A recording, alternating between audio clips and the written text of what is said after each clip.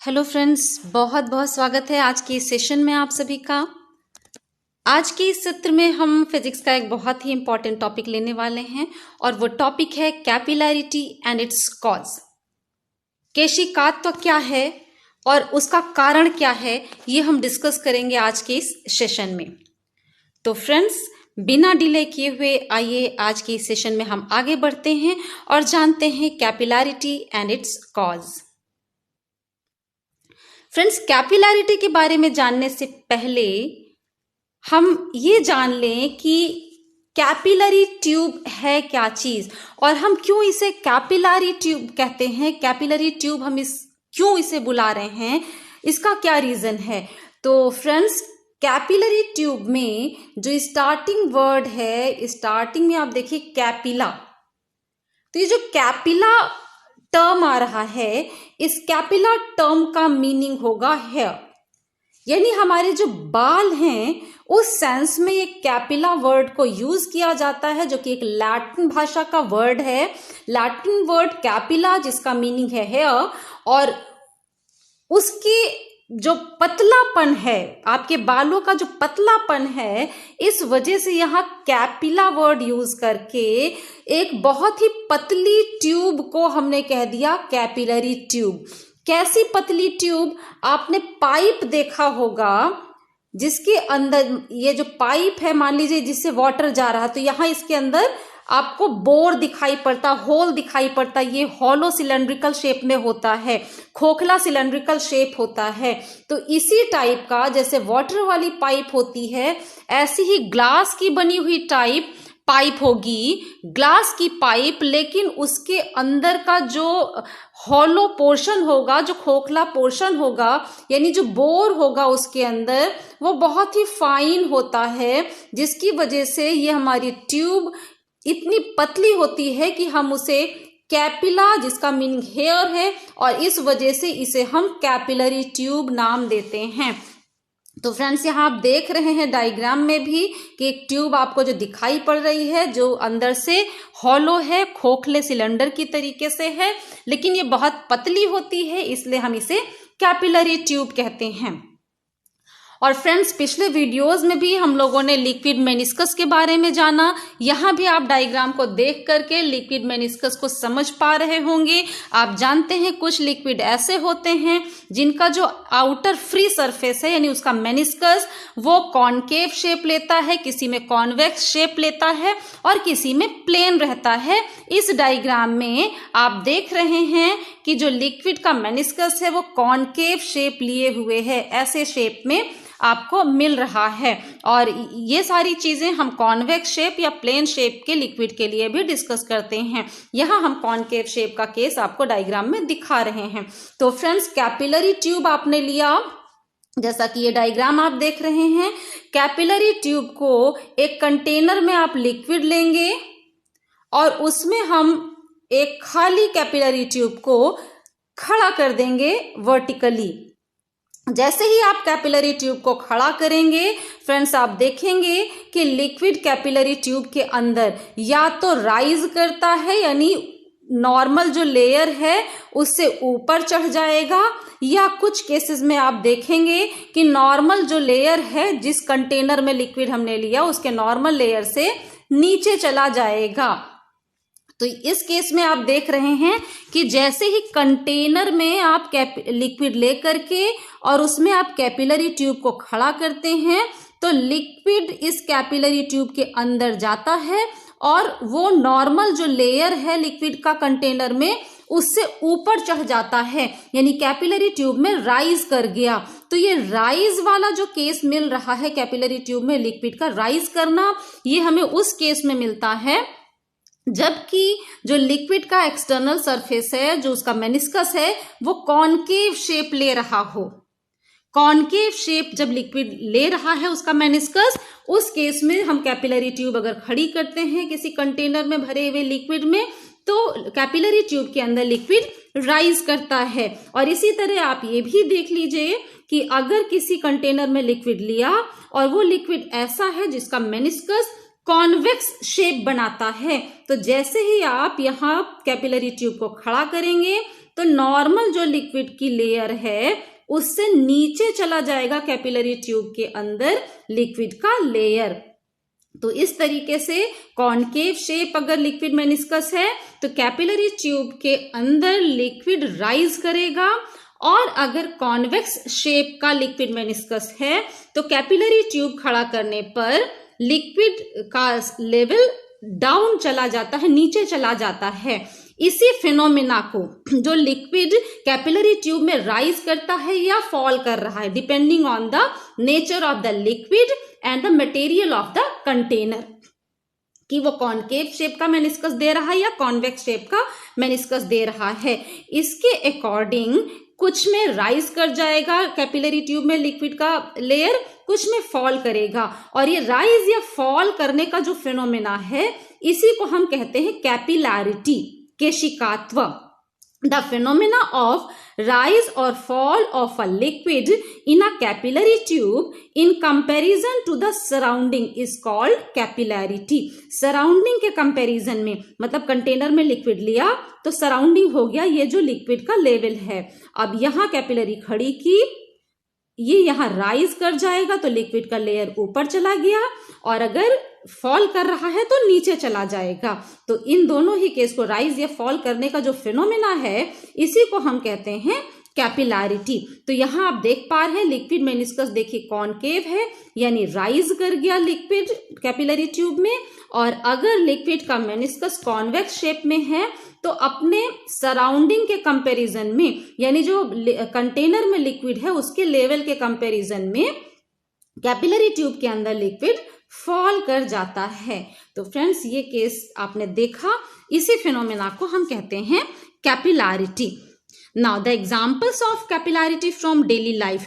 आप सिर्फ यहाँ पढ़ नहीं रहे हैं कैपिलैरिटी को, केशिकात्व को, बल्कि अपने डेली लाइफ में आप इसे ऑब्जर्व भी करते हैं। जैसे the pores of blotting paper act as capillaries and soaks ink by capillary action. आप क्या करते हैं, कहीं इंक गिर गई तो उसके ऊपर ब्लॉटिंग पेपर रख देते हैं और वो ब्लॉटिंग पेपर इंक को सोख लेता है। तो ये इंक को सोखने का जो प्रोसेस है, ब्लॉटिंग पेपर सोक्स इंक, इसका ये जो प्रोसेस है ये कैसे हो रहा है। ब्लॉटिंग पेपर में बहुत फाइन सी, बहुत पतली सी कैपिलरीज बनी होती हैं, बहुत सारी कैपिलरीज होती हैं। जैसे ही गिरी हुई इंक के ऊपर आप ब्लॉटिंग पेपर रखते हैं तो उन कैपिलरीज में वो इंक राइज कर जाता है और इस तरीके से ब्लॉटिंग पेपर गिरी हुई इंक को सोख लेता है। इसी तरीके से हम टॉल को यूज करते हैं अपनी स्किन को ड्राई करने के लिए। तो टॉल कैसे हमारे स्किन को ड्राई करता है, कोई तौलिया हमारी त्वचा को कैसे सुखा पाता है, हमारी स्किन को कैसे सुखा रहा है, तो उसके पीछे भी रीजन है कैपिलरी एक्शन। वही टॉल आप यूज करते हैं, वही तौलिया यूज करते, वही कपड़ा आप यूज कर पाते हैं स्किन को सुखाने के लिए, जिसमें बहुत फाइन सी, बहुत पतली सी कैपिलरीज बनी होती हैं। कहाँ होंगी कैपिलरीज, ग्लास की नहीं होंगी, वो जो थ्रेड्स हैं, थ्रेड्स के बीच में वो कैपिलरीज का कंस्ट्रक्शन होता है, और वो जो थ्रेड्स के बीच कैपिलरी बनी हुई हैं वो हमारी स्किन के वाटर के टच में आती हैं और वो वाटर उन कैपिलरीज में चढ़ जाता है और इस तरह से बॉडी से वाटर हट के टॉल में चला जाता है और आपकी स्किन ड्राई हो जाती है। इसी तरीके से sap rises from the roots of the plant to its leaves and branches. जो ट्री हैं, पेड़ पौधे हैं, उनमें नीचे से ऊपर की तरफ जो रस है, रस मीन्स वाटर, मिनरल्स, ये सारी चीजें हैं, यानी सैप, वो कैसे राइज कर जाता है। उन प्लांट्स के अंदर भी छोटी छोटी कैपिलरी ट्यूब्स का कंस्ट्रक्शन होता है और उन्हीं के थ्रू ये जो लिक्विड है वो राइज करता है और लीव्स और ब्रांचेस तक पहुंच पाता है। That means it is also due to the capillary action. इसी तरीके से फ्रेंड्स, आपने इंक पेन की जो निब है उसमें देखा होगा कि सबसे बाहर ऊपर वाला पोर्शन जो है निब का, वहां पे स्प्लिट होता है, छोटा सा आपको फटा सा पोर्शन दिखाई पड़ता है। वो क्या करता है, वो एक कैपिलरी का कंस्ट्रक्शन करता है और जिसकी वजह से इंक जो है आप यूज कर पाते हैं लिखने के लिए। The tip of the nib of a pen is split to provide the capillary action for the ink to rise. इसी तरीके से फ्रेंड्स एक और लास्ट हम यहाँ पे एग्जांपल डिस्कस करेंगे. The ploughing the ground is essential after rainfall. आपने सुना होगा जैसे ही बारिश होती है उसके जस्ट बाद किसान कहते हैं कि जमीन की जुताई कर देनी चाहिए. क्यों वो तुरंत जुताई करते हैं? वो कहते हैं कि अगर जुताई नहीं की जाएगी तो जमीन के अंदर का जो मॉइस्चर है वो खत्म हो जाएगा. कारण क्या है फ्रेंड्स कि जैसे ही बारिश होती है तो बारिश होने के साथ साथ तो हमारी ग्राउंड जो है, अर्थ है, वो वाटर को एब्जॉर्ब करती है. लेकिन अगर जुताई ना की जाए तो जैसे ही बारिश बंद होगी, अब मिट्टी में कैपिलरी ट्यूब जैसा स्ट्रक्चर बन जाते हैं. तो जो मिट्टी के नीचे का पानी है उसी कैपिलरी ट्यूब का जो स्ट्रक्चर बना मिट्टी में, उससे चढ़ करके और अर्थ के सबसे आउटर सरफेस पर आ जाएगा.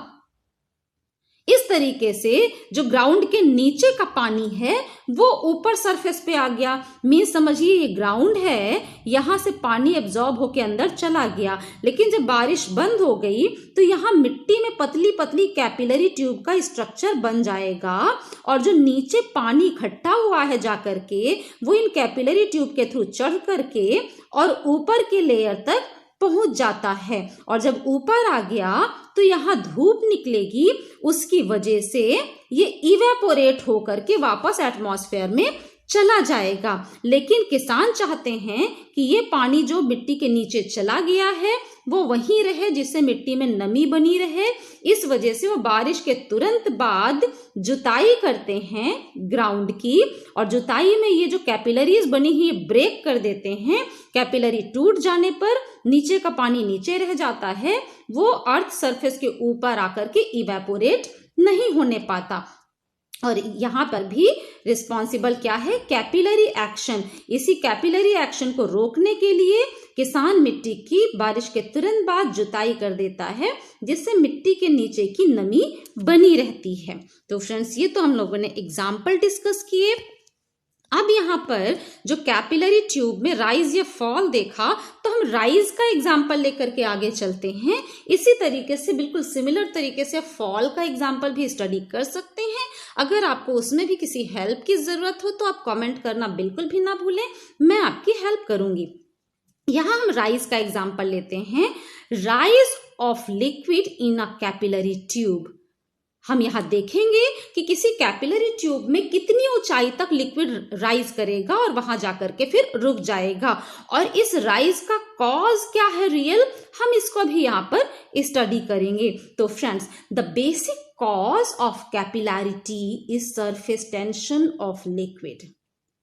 मीन्स जो राइज करता है लिक्विड या फॉल है, दोनों का ही बेसिक कॉज क्या है? इस कैपिलैरिटी का बेसिक कॉज क्या है? Surface tension. क्योंकि फ्रेंड्स आपने पिछले वीडियोस में पढ़ा कि सरफेस टेंशन की वजह से ही आपने लिक्विड मेनिस्कस में डिफरेंट चेंजेस पढ़े. आपने उसे रिलेट किया, जो उसका एंगल ऑफ कांटेक्ट है उससे रिलेट किया था. अब वही सरफेस टेंशन यहाँ पे कॉज हो रहा है कैपिलैरिटी का, जिसकी वजह से लिक्विड कैपिलरी ट्यूब में राइज या फॉल करता है. एक्सेप्ट इन फ्यू केसेस, कुछ केसेस के अलावा ही लिक्विड मेनिस्कस इज कर्व्ड. देखिए फ्रेंड्स, 3 लिक्विड मेनिस्कस डिस्कस किए पिछले वीडियो में, कॉनकेव, कॉन्वेक्स एंड प्लेन. तो ये प्लेन वाला अगर छोड़ दें तो बाकी दोनों केसेस में लिक्विड मेनिस्कस कर्व्ड शेप ले रहा है. Difference is found in the pressure of 2 sides of the liquid meniscus.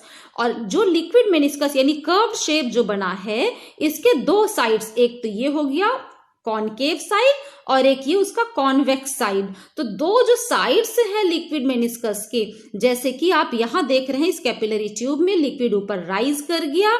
जब लिक्विड राइज किया तो यहाँ पे कॉनकेव शेप लिया, तो ये इसका कॉनकेव साइड, जो दबा हुआ पोर्शन है वो कॉनकेव साइड, और इधर से देखें तो ये उभरा हुआ पोर्शन हो गया, ये इसका कॉन्वेक्स साइड कहा जाता है. इन दोनों साइड्स में प्रेशर में डिफरेंस होता है. अब ये डिफरेंस कैसे आ रहा है, कितना आ रहा है, ये अगर आपको डिटेल चाहिए तो आप कमेंट में लिखें, मैं उसके लिए अलग से वीडियो आपको दूंगी। यहां हम सिर्फ ये देखेंगे कि किस साइड में प्रेशर ज्यादा होगा और कितना ज्यादा होगा। The pressure of the convex side is 2T upon R। The pressure of the convex side is 2T upon R less than the pressure of the concave side. The pressure on the convex side is 2T upon R less than the pressure on the concave side. यानी जो concave side का pressure होगा, यानी जो ये दबा हुआ portion है, इधर जितना प्रेशर लगेगा, इसके कंपैरिजन में कॉन्वेक्स साइड का प्रेशर कम होगा। और कितना कम होगा, 2T अपॉन R। यानी ये मानिए कि अगर ये कैपिलरी ऊपर से खुली हुई है और यहाँ एटमॉस्फेरिक प्रेशर PA लग रहा है, तो इधर हमारा कॉन्केव साइड में प्रेशर है PA, तो ये कॉन्वेक्स साइड में PA से इतना कम प्रेशर होगा। तो कॉन्वेक्स साइड में प्रेशर कितना हो गया, PA minus 2T upon R। Convex side में pressure PA minus 2T upon R, PA minus 2T upon R, ये होगा कॉन्वेक्स साइड में प्रेशर अगर कॉन्केव साइड में प्रेशर है PA। तो फ्रेंड्स, आपने देखा कॉन्केव साइड में प्रेशर ज्यादा और कॉन्वेक्स साइड में हमेशा प्रेशर कम है। कितना कम है वो भी आपने यहाँ पे देख लिया। तो ये तो दो साइड्स के बीच का प्रेशर डिफरेंस हो गया। यहां देखिए 2T अपॉन R में T क्या है, T इस लिक्विड का सरफेस टेंशन है। यानी ये जो प्रेशर डिफरेंस भी आया उसका कॉज क्या है, सरफेस टेंशन। और यही प्रेशर डिफरेंस अल्टीमेटली कॉज बनेगा लिक्विड के राइज या फॉल का। That means the basic cause क्या है कैपिलैरिटी का, सरफेस टेंशन। तो यहां फ्रेंड्स आप देख पा रहे हैं कि जो लिक्विड जहां पे एक्यूट एंगल है, एंगल ऑफ कांटेक्ट, उसका मेनिस्कस कॉन्केव होता है और कॉन्केव में दो साइड्स के बीच में प्रेशर डिफरेंस आया। ये प्रेशर डिफरेंस किसकी वजह से आ रहा है, सरफेस टेंशन की वजह से आ रहा है, जो कैपिलैरिटी का बेसिक कॉज हो गया। साथ ही फ्रेंड्स यहाँ एक टर्म है कैपिटल R। तो ये कैपिटल R क्या है, T तो सरफेस टेंशन हो गया और कैपिटल R क्या है। तो आप लिक्विड मेनिस्कस पढ़ चुके हैं, यहाँ हमने कॉन्केव लिक्विड मेनिस्कस लिया हुआ है। डायग्राम देखकर आप समझ सकते हैं कि जो कॉन्केव शेप का ये पोर्शन है ये एक स्फीयर का पार्ट है। देखिए ये स्फीयर हमने यहाँ पे ड्रॉ किया, इस स्फीयर का पार्ट है ये कॉन्केव शेप। तो इस स्फीयर का सेंटर कहाँ है, O पे सेंटर है। दैट मीन्स जिस स्फीयर का लिक्विड मेनिस्कस ये पार्ट है, इसका जो कर्व पोर्शन पार्ट है, उस स्फीयर का रेडियस है capital R। That means capital R क्या है, लिक्विड मेनिस्कस का रेडियस हुआ। अगर कैपिलरी ट्यूब का रेडियस देखें तो स्मॉल r है। अब दोनों में आप समझ पा रहे होंगे कि कैपिटल R लिक्विड मेनिस्कस का रेडियस हुआ, जिस स्फीयर का पार्ट है लिक्विड मेनिस्कस उसका रेडियस हुआ, और स्मॉल r कैपिलरी ट्यूब का रेडियस हुआ। साथ ही यहां देखिए ये हमारा एंगल ऑफ कांटेक्ट जो पिछले वीडियो में डिस्कस किया, एंगल ऑफ कांटेक्ट यहां इस केस में एक्यूट एंगल है थीटा। ये भी आप समझ पा रहे होंगे, आप जैसा कि जानते हैं कि अगर दो सरफेसेस के बीच एंगल थीटा है तो इन सरफेसेस पर जो परपेंडिकुलर, जैसे कि इस सरफेस पर परपेंडिकुलर ये है, ये टेंजेंट के ऊपर रेडियस परपेंडिकुलर, इसी तरीके से इस जो हमारी कैपिलरी ट्यूब की वॉल है उस पे ये परपेंडिकुलर। तो अगर इन दोनों लाइंस के बीच का एंगल है थीटा, तो इन ये परपेंडिकुलर्स जो है उनके बीच भी एंगल हो जाएगा थीटा। और इसीलिए देखिए कैपिटल R और स्मॉल r के बीच भी एंगल हमने कितना लिया, थीटा। ये वही है जो यहाँ पे एंगल ऑफ कांटेक्ट है। अब यहां से हम स्मॉल r और कैपिटल R यानी radius of capillary tube and radius of liquid meniscus दोनों के बीच रिलेशन निकाल सकते हैं, जिस रिलेशन को अभी हम आगे निकालने वाले हैं। तो फ्रेंड्स ये आगे हम आपको दिखा दें, ये हम यहाँ पर निकालेंगे दोनों के बीच का relation. Cos theta is equal to small r upon capital R. कहां से आ रहा है cos theta is equal to small R upon capital R? यहां से आ रहा है। आप देखिए इस डायग्राम को ध्यान से, cos थीटा इस ट्राइंगल में देखिए cos थीटा निकालेंगे तो cos थीटा क्या होगा? Base upon hypotenuse. बेस है small R, hypotenuse capital R, यानी cos theta is equal to small R upon capital R, जिसे हमने यहाँ पे रिलेशन निकालने में यूज किया। और cos थीटा जब हमें मिल जाता है small R upon capital R, तो यहां से हम निकाल सकते हैं capital R is equal to small R upon cos theta, जिसे हम अभी आगे यूज करने वाले हैं। उसके पहले हम ये डिस्कस कर लेते हैं कुछ चीजें कि कैसे लिक्विड राइज करता है, या फॉल के केस में आप इसी के बेस पर फॉल भी एक्सप्लेन करेंगे। तो फ्रेंड्स, आप एक कंटेनर लेते हैं, कंटेनर में आपने लिक्विड लिया। यहां हम जो लिक्विड ले रहे हैं वो आप देखिए साइड्स देखकर आप पहचान सकते हैं कि लिक्विड का जो मेनिस्कस है वो कॉनकेव शेप लेगा। अब इसमें अगर हम कैपिलरी ट्यूब खड़ी करते हैं तो कॉनकेव, यहां पे लिक्विड जो बीच का पोर्शन है, थोड़ा और क्लियर इसे बनाना चाहेंगे।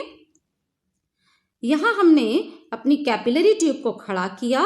अब यहां पे जैसे ही कैपिलरी ट्यूब गई, लिक्विड इस तरीके से पूरा कॉनकेव शेप ले लेगा। देखिए फ्रेंड्स, यहाँ कॉर्नर्स में सिर्फ कॉनकेव दिख रहा है, जबकि कैपिलरी ट्यूब के अंदर हम पूरा कॉनकेव शेप दिखाते हैं। रीजन क्या है कि ये इसकी विड्थ ज्यादा है, जिसकी वजह से हमें कॉनकेव शेप सिर्फ कॉर्नर्स पे मिल रहा है। और इसका पूरा कारण, ये कैसे ऐसा हो रहा है, पिछले वीडियोस को आप ध्यान से देखिए तो आपको क्लियर हो जाएगा कि जैसे जैसे आप वॉल से दूर जाएंगे तो इसका जो कर्वेचर है वो कम होता चला जाएगा। लेकिन जब हम कैपिलरी ट्यूब में हैं तो कैपिलरी ट्यूब तो बहुत ही नैरो है, बहुत ही सक्रिय है, इसलिए एक वॉल से जब हम दूर हट रहे हैं तो हम दूसरी वॉल के पास पहुंच गए।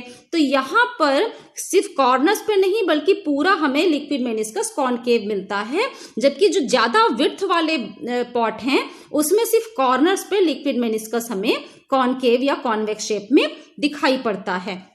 तो आप कैपिलरी ट्यूब में देखिए ये कॉनकेव शेप का आ गया हमारा लिक्विड का मेनिस्कस। और अभी हम लोगों ने पढ़ा कि कॉनकेव साइड में प्रेशर अगर Pa है यानी एटमॉस्फेरिक प्रेशर, तो ऑफ कोर्स कॉन्वेक्स साइड में कितना होगा? Pa minus 2T upon are.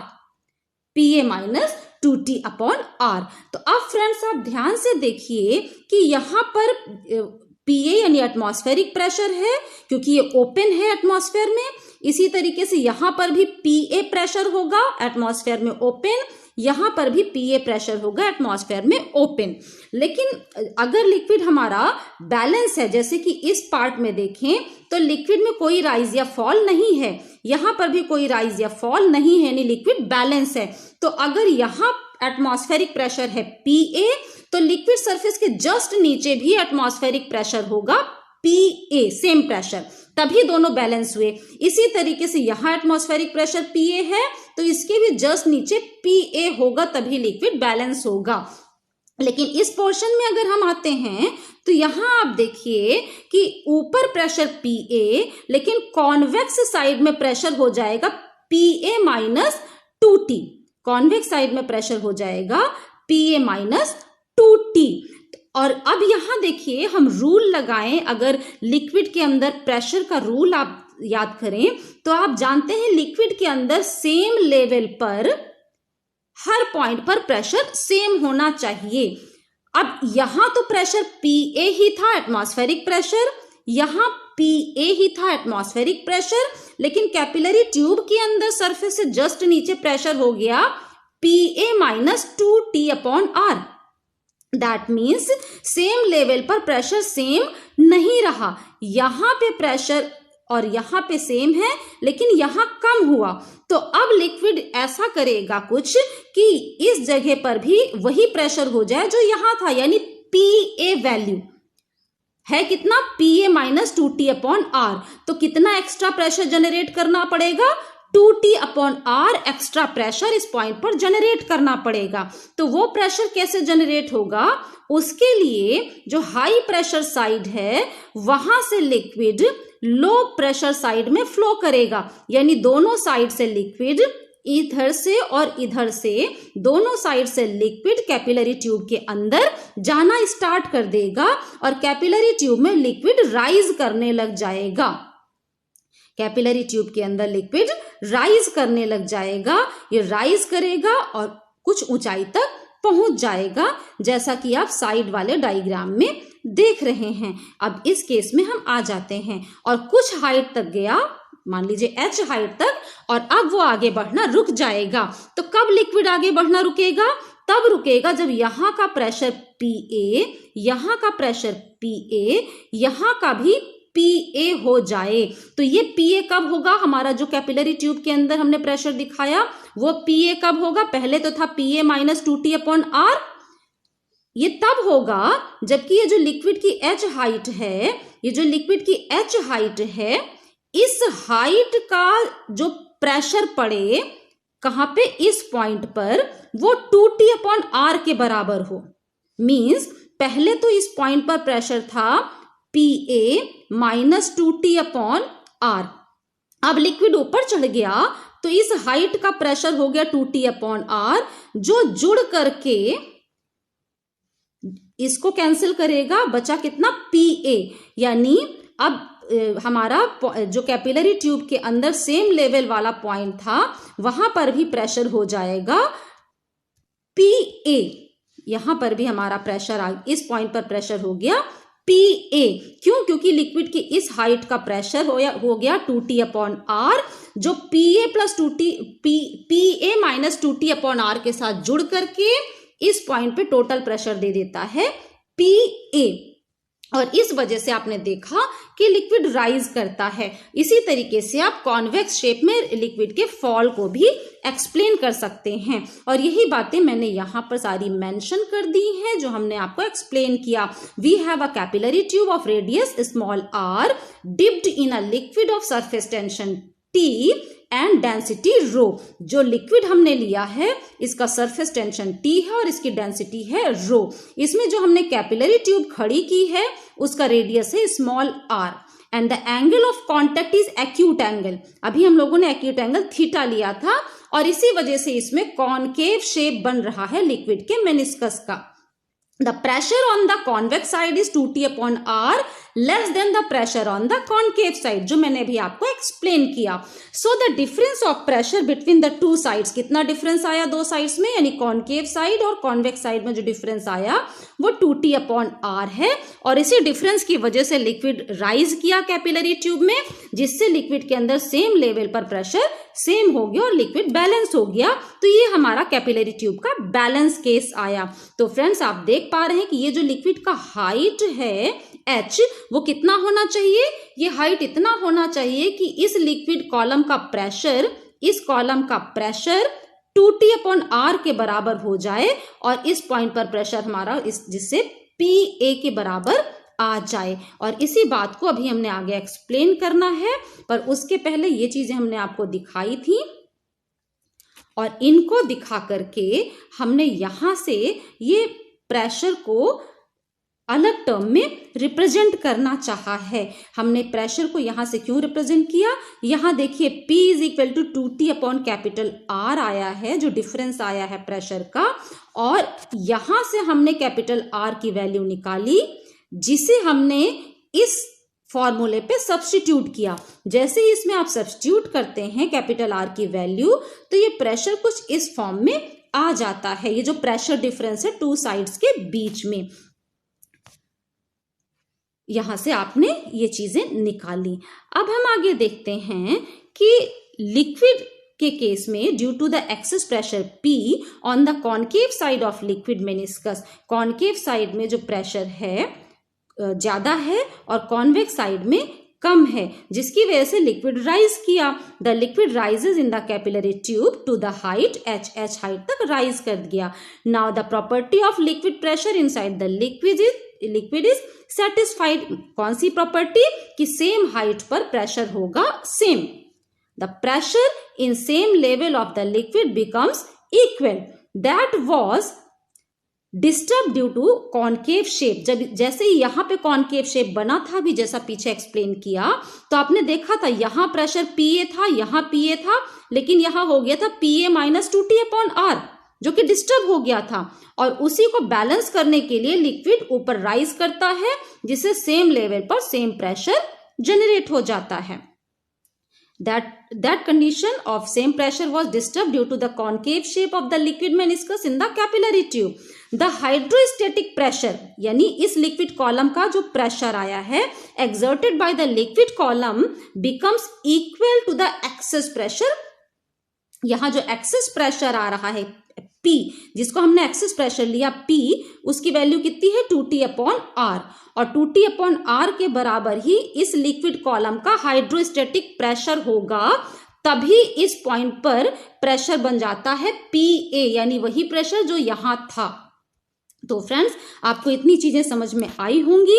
अब यहां से देखिए, ये जो लिक्विड कॉलम है उसका हाइड्रोस्टैटिक प्रेशर आप जानते हैं फॉर्मूला, इसका कितनी वैल्यू आएगी H-ρg, और यही वो हाइड्रोस्टैटिक प्रेशर है जो इस प्रेशर डिफरेंस के बराबर होगा, यानी यहां पर इसका प्रेशर हुआ H-ρg, that is equal to 2T/R।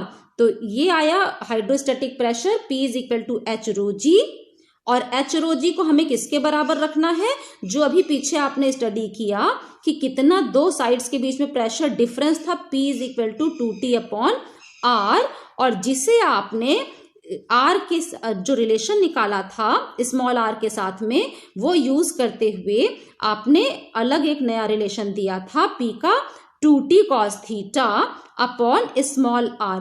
उस रिलेशन को हमने यहाँ पे यूज किया है, यानी दोनों जब इक्वल होंगे वैल्यूज, उसी जगह पर जाकर के लिक्विड का राइज करना रुक जाता है। तो इस इक्वालिटी को यूज करके हम ये निकाल लेंगे कि लिक्विड कितनी हाइट तक चढ़कर जाएगा ऊपर। आपने क्या किया, इस इक्वेशन को सॉल्व किया, तो ये ρg दूसरी साइड चला जाएगा और दूसरी साइड जाकर के आपको ये वाला टर्म ये प्रोवाइड कर देता है। तो फ्रेंड्स, यहां आपने देखा कि किसी कंटेनर में अगर आप लिक्विड लेते हैं और उसमें आपने एक कैपिलरी ट्यूब को खड़ा किया, यहां हमने कॉनकेव शेप वाले लिक्विड मेनिस्कस को लिया, तो आप देख पाए कि जो सेम लेवल पे लिक्विड का प्रेशर सेम होना चाहिए, वो कंडीशन डिस्टर्ब हो गई। क्यों? क्योंकि ये लिक्विड मेनिस्कस कॉनकेव हो गया, जिसकी वजह से अगर यहाँ पे एटमॉस्फेरिक प्रेशर PA था, तो यहाँ हो गया PA माइनस 2T/R। अब हमें यहाँ पर भी करना है प्रेशर PA, यानी 2T/R प्रेशर और भेजना पड़ेगा।